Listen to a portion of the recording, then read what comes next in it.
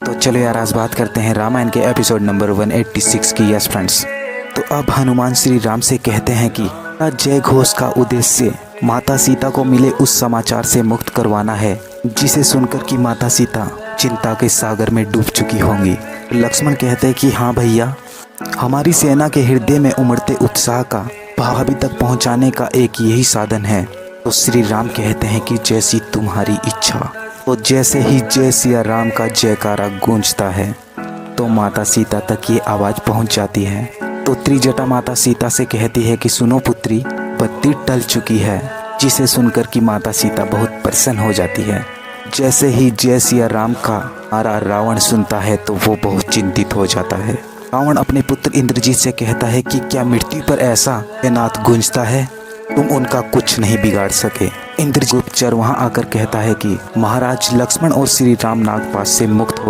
तो चलो यार आज बात करते हैं रामायण के एपिसोड नंबर 187 की। यस फ्रेंड्स, अब इंद्रजीत दोबारा से रणभूमि में जाने का निर्णय ले लेता है और अपने पिता श्री रावण से कहता है कि अब मैं अपने सबसे शक्तिशाली अस्त्रों का प्रयोग करके युद्ध का निर्णय कर दूंगा।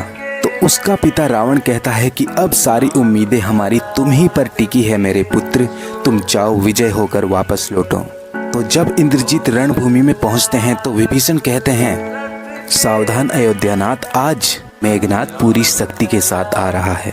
तो अब हनुमान जी श्री राम की अनुमति लेकर अपनी सेना सहित निरीक्षण के लिए चले जाते हैं। तो अब मेघनाथ वहां आकर सबको ललकारता है और कहता है कहाँ गए राम लक्ष्मण और हनुमान। तो हनुमान जी ये सुनकर सामने प्रकट हो जाते हैं और हनुमान जी कहते हैं कि तुम जब याद करोगे मैं प्रकट हो जाऊंगा। हनुमान जी और मेघनाथ का युद्ध शुरू हो जाता है। तो आगे क्या होता है ये जानने के लिए मेरा नेक्स्ट एपिसोड। तो चलो यार आज बात करते हैं रामायण के एपिसोड नंबर 188 की। यस फ्रेंड्स, अब हनुमान जी और मेघनाथ का युद्ध काफी देर तक चलने के बाद भी जब मेघनाथ का कुछ भी नहीं हो पा रहा था तो हनुमान जी अपनी गदा उनकी तरफ फेंकते हैं, लेकिन मेघनाथ अपने बाण से उस गदा को भी रोक लेते हैं। तो मेघनाथ अपने शक्तिशाली अस्त्रों से श्री राम की सेना को बहुत ज्यादा क्षति पहुंचा रहे थे और हनुमान जी भी उन अस्त्र को रोकने के लिए बहुत कोशिश कर रहे थे, लेकिन वो रुकना बड़ा मुश्किल था। तो अब मेघनाथ कहता है कि लक्ष्मण को कहो कि कायरों की तरह कहाँ छिपा है, मैं उसको युद्ध के लिए ललकारता हूँ, जाओ उसको बुला कर लाओ।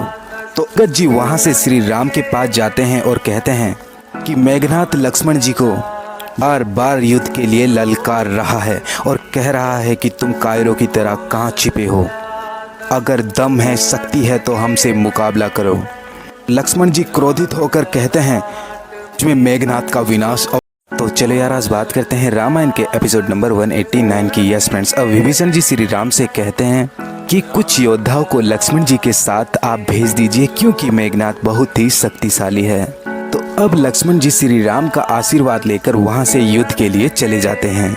तो जैसे ही मेघनाथ लक्ष्मण जी को देखते हैं तो मेघनाथ कहता है आज तुमको कोई नहीं बचा सकता लक्ष्मण, आज मैं अपने भाई का बदला तुमसे अवश्य लूंगा।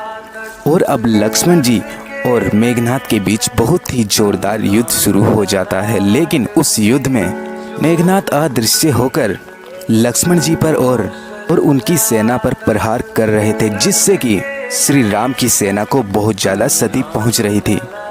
लेकिन लक्ष्मण जी फिर भी मेघनाथ का सामना बहुत ही हिम्मत से कर रहे थे। कुछ देर बाद लक्ष्मण जी वहां से श्री राम जी के पास चले जाते हैं और कहते हैं भैया वो कपटी युद्ध पर उतर आया है। फ्रेंड्स, अब लक्ष्मण जी श्री राम से कहते हैं कि वो कपटी युद्ध पर उतर आया है, अदृश्य होकर प्रहार कर रहा है। भैया मुझे आज्ञा दीजिए, संपूर्ण राक्षस जाति का नाश करने के लिए मैं ब्रह्मा अस्त्र का प्रयोग करूं।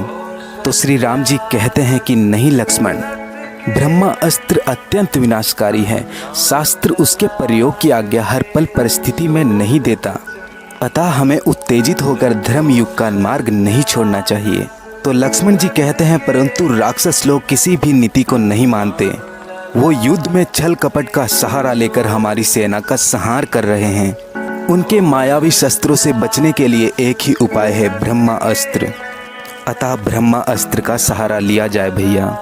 तो श्री राम जी कहते हैं जो सम्मुख युद्ध ना कर रहा हो, शरण में आ गया हो, भाग गया हो अथवा पागल हो गया हो, उस पर ब्रह्मा अस्त्र जैसे महासंहारक वर्जित है। तो उसके बाद क्या होता है जानने के लिए